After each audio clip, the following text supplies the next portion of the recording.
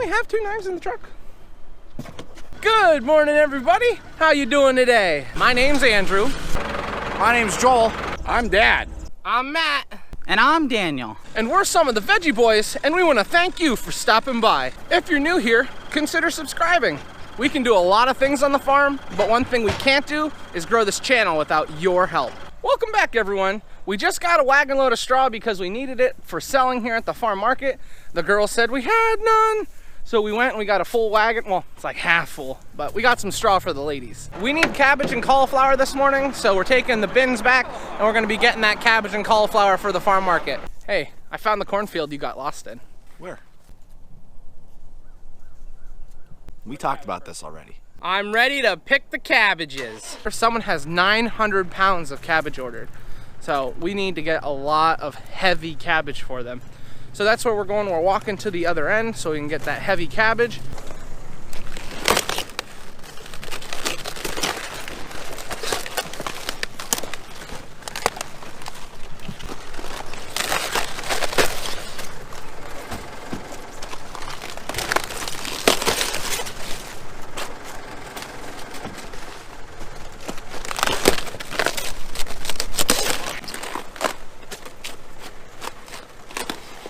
Oh!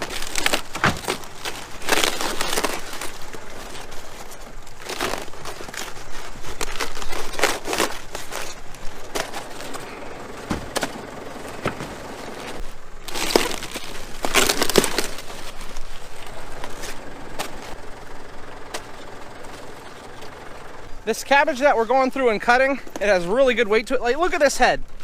This is a big head. That is a nice head of cabbage right there. So it probably weighs almost 10 pounds.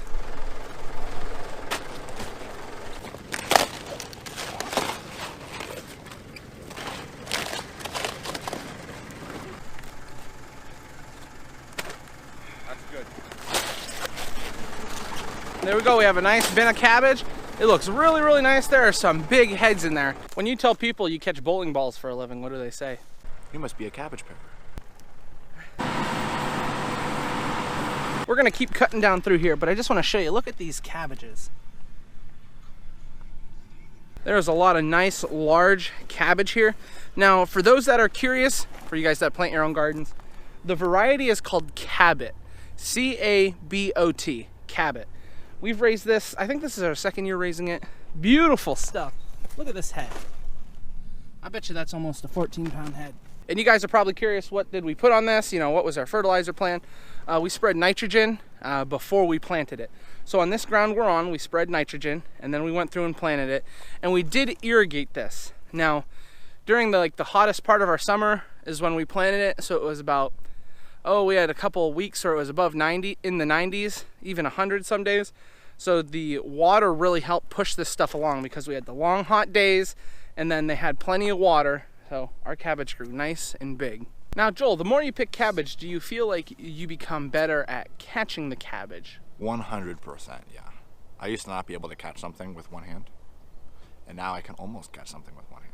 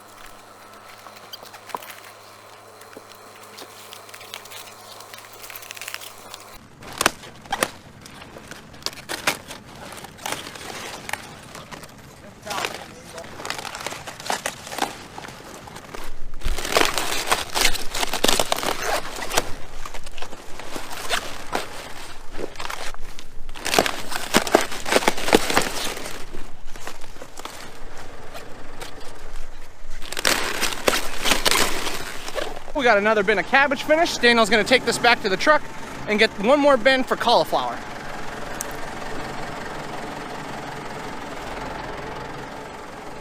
We moved over to the cauliflower, and as you guys have seen before, when we harvest our cauliflower, we'll normally clip the leaves off the side or we'll pull them off. We're not gonna be doing that. We want to try and keep this cauliflower for as fresh as we can, so we're picking a full bin, and we're going to keep the outside leaves to trap that moisture in so that our cauliflower stays fresh for longer. We didn't do that before because we only cut a small amount of cauliflower and it goes out of here so quickly, but we're cutting a full bin's worth, so we want to keep those leaves on the outside. Ooh. Matt just cut a head of cauliflower, and this one's pretty heavy, but as you can see, all the leaves are still on here. We're not gonna pull them off so that we can keep it nice and fresh. There's some cauliflower in there though. You see that white? Ooh, delicious. We're making piles of cauliflower right now so that we can just drive up through with the tractor. We're not waiting for them.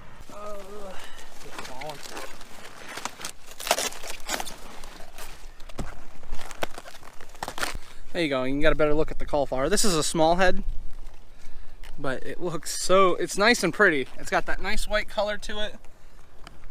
Some beautiful cauliflower.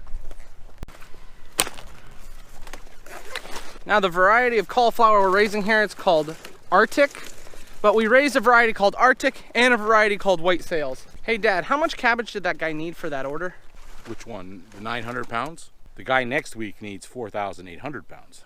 It's sauerkraut time. We get a lot of orders for cabbage this time of the year because people are making sauerkraut in our local area. Now we make sauerkraut and sell it at our farm market as well. But there's people that, like we have an order for 900 pounds. There's an order for 4,800 pounds. There's another order for 1,000 pounds of cabbage. But when I stop and think about it, 4,800 pounds of cabbage, that's a lot of sauerkraut. Woo! I was cutting cauliflower and we rubber band some of them so that that the ones we're worried about the sun getting at and turning yellow. And I reached my hand in this one to check and see if it was ready. And I don't know what for nest is building a nest in there, but something was. I think it's like a mouse nest. Yep.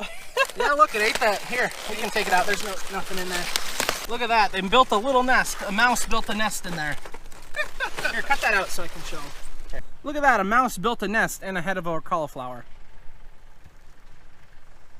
I actually don't think I've ever seen that before. That was new to me. This is a head of self-wrapping. You can see how it kind of tightens up on itself. But there are heads like this one that do not wrap as tight. So you see, we'll take some of them and we'll put a rubber band around the top to hold the leaves together. Because if we didn't do that, the sun would turn that cauliflower yellow.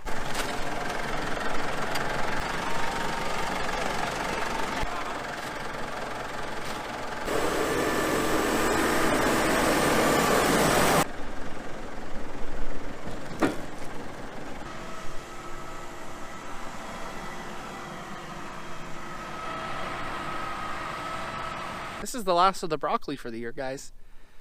We went through and we picked a lot of broccoli. I think you guys remember when we got that giant head of broccoli?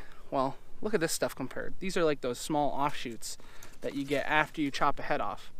So, I mean, we can still sell it here at a farm market. We've still found nice sized heads. Time does fly, guys, because I remember like just the other day planting this stuff, having a good old time planting. And now look at us. We're harvesting everything. We're coming to the end of the year. Makes me sad. Might be your last broccoli snaps for the year. While we were getting that broccoli, Joel was finishing up with some long hots that he needed, and Daniel was helping him. We only need a few this time of the year, but just look at them. Don't they look nice, guys?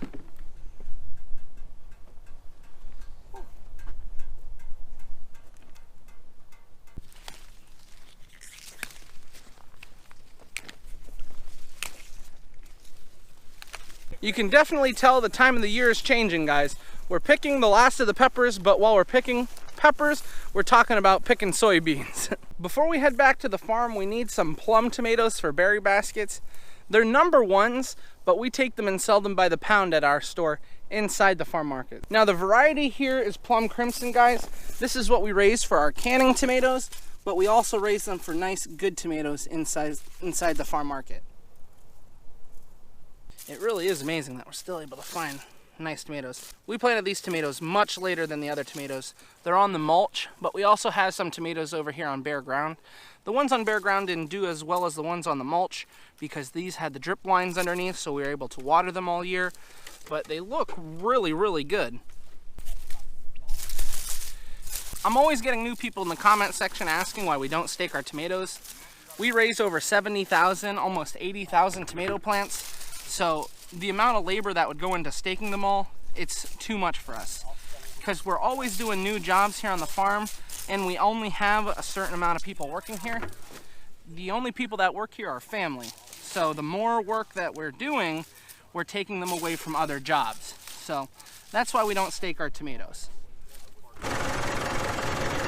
Did you guys see he waved with his right hand? So even though it's October, we still got some nice tomatoes on here. We got cabbage, broccoli, cauliflower, even some peppers. Whew. It's been a good day so far. What are you doing? Waiting. After lunch we came out and Dad started cutting beans. So Matt is with the truck, he's waiting for Dad to fill them up. And then I guess you're going to the mill, aren't you? Unless something breaks, that's the plan. Dad said we're averaging like 60 to 70 bushel an acre on beans. Now we don't raise too many beans and we don't raise too much corn, well, compared to other farmers you may have seen.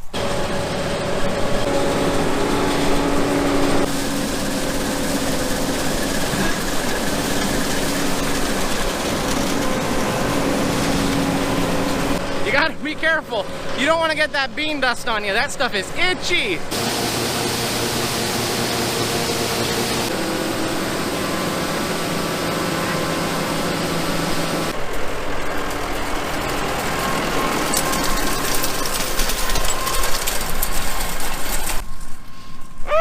The cows are gonna love that. It's definitely not first cutting, but there is some nice hay. Hopefully we don't have any problems while we're baling and we can get it all put away tonight.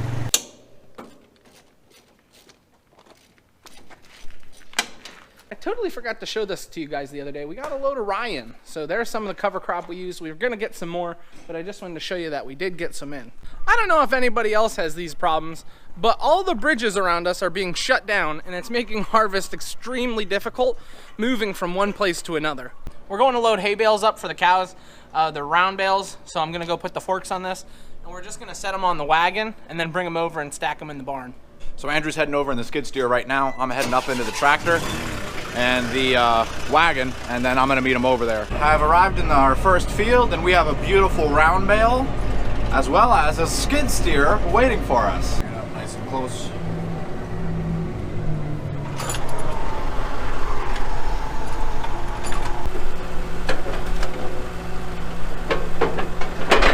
I guess I'm gonna have to drive really slow now.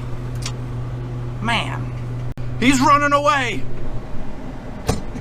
He's just too fast. But the good news is I kept the bale on down the hill. So, oh yeah. We're having a problem where the bale, which isn't really a problem, it's a good thing. The bale's staying on the forks, but, oh, beautiful. Oh, perfection. Go over a little more. That's perfect. Got the round bales right there. We've got tractor and the skid steer here, but then on top of all of that, yeah, that's right. There's a combine right next to me harvesting soybeans, which is exciting. We've got the tractor, skid steer, there's the other tractor over there.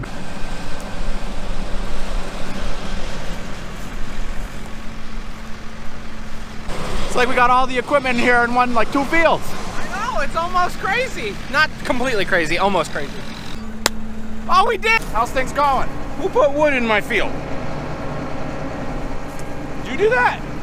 So Brian was just cleaning out his rock trap. It's a section on the combine that is basically set up for when you get a rock or something, because you're cutting really low to the ground here, that goes into the combine. It doesn't go through the system and destroy the whole combine and drops into a rock box. So he was just emptying that out.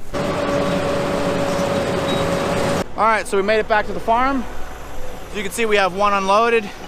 He's taking it in. We're gonna store it temporarily in here with the cows. Not with the cows, obviously. They'd love that, but they're not getting it just yet. Look at that. See, isn't he a natural champion? That's what we need in life. No bad juju. I don't know if you guys are as interested as I am as how we're gonna get those two off.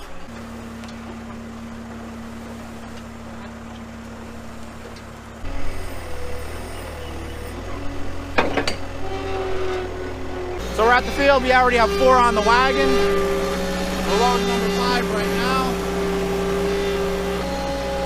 Round bales obviously are round, and when you're on a field like this, They roll.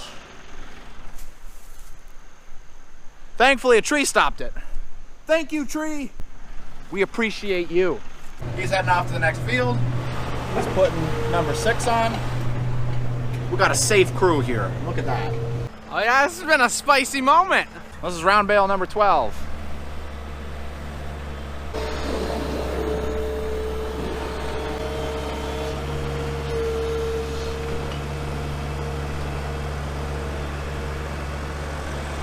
We got one field to go. Might be another 5 or 6 bales, and then that'll be it for baling today. Brian's still cutting soybeans, and Matt's over there with the grain truck helping him out. So we'll see how things go. We just got those 9 round bales unloaded. We're heading back to the last field. I don't know how many's gonna be back there, so we'll see when we get there. Brian and Matt are back with a full truckload of soybeans. They're calling it for the day, and they went to go feed animals. So we're hopefully gonna be finishing up with the fields, and then we can get back to help them out.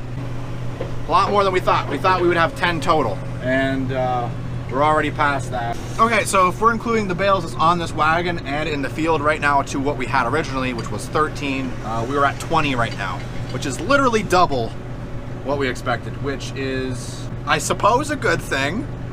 We're a little worried about where we're gonna put it all, but hey, we'll find out when we get this wagon load back.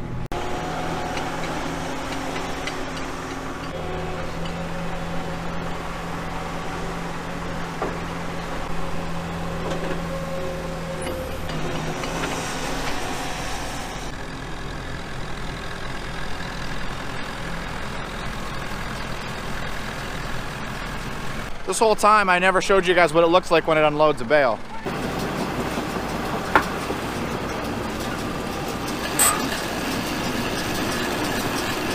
You're gonna get an expert explanation right here.